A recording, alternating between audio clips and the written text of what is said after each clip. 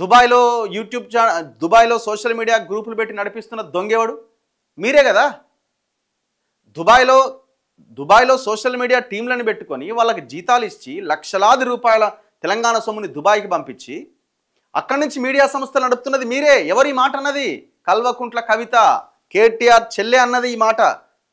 దుబాయ్లో విదేశాల్లో ఛానళ్ళు పెట్టుకుని మా మీద దుమ్మెత్తిపోస్తున్నారని సొంత చెల్లెని కూడా వదలలేదు కదా మీరంతా.